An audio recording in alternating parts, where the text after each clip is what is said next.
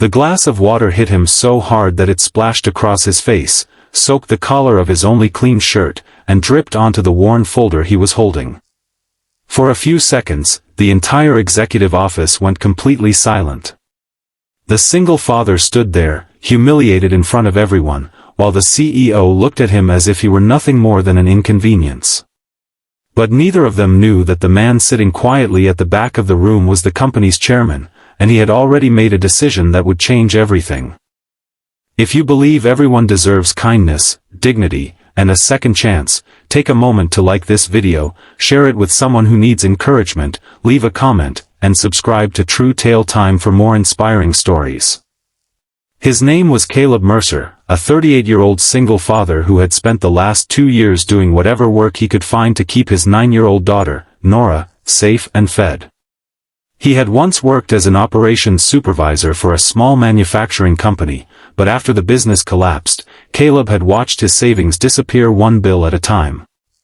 He sold his car, moved into a modest apartment, and began taking temporary jobs during the day while delivering food late into the evening.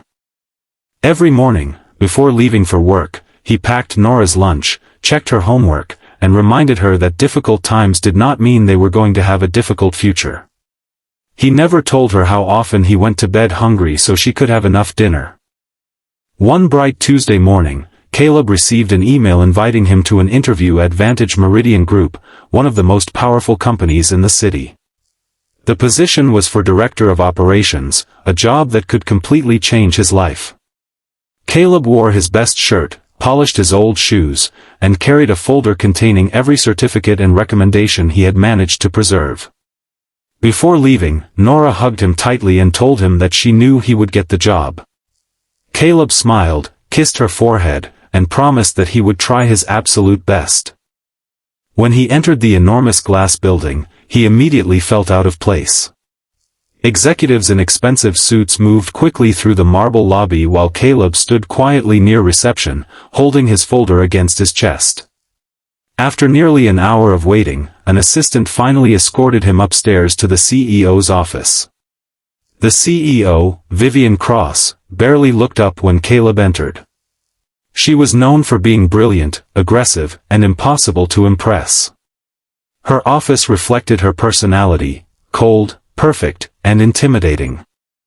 Caleb calmly introduced himself and explained his experience. He spoke about improving production systems, reducing waste, and helping struggling employees become productive again. But Vivian seemed more interested in his worn shoes than his qualifications. She questioned why a man with his recent employment history believed he belonged in a senior executive position. Caleb remained respectful and explained that losing his previous job had not erased his skills. It had simply forced him to start again. Then Vivian noticed the water stain on his sleeve from the rain outside. She frowned and told him he looked unprepared for an important corporate environment. Caleb apologized and explained that he had walked several blocks from the bus stop because he could not afford a taxi. Instead of showing compassion, Vivian picked up a glass of water from her desk and threw it directly into his face. The room froze. Caleb slowly wiped the water from his eyes. His hands trembled, but he refused to lose his dignity. He looked down at his folder, then back at the CEO. He did not shout. He did not insult her. He simply thanked her for the interview and turned toward the door. That was when a deep voice came from the corner of the room. "Sit down, Mr. Mercer." Caleb stopped. An older man rose from a leather chair near the window. His name was Augustus Hale, the chairman of Vantage Meridian Group. Caleb recognized him immediately from business magazines. The chairman had been silently observing the entire interview. Vivian's expression changed instantly. She asked why he had been there without announcing himself. Augustus ignored the question and walked toward Caleb. He looked at the soaked shirt, the damaged folder, and the man trying desperately to hold himself together. Then Augustus turned to the CEO and said something that made the entire room go silent. "He's not here because he needs your approval. He's here because he is taking your job." Vivian stared at him in disbelief. Augustus explained that the board had been investigating the company's declining performance for months.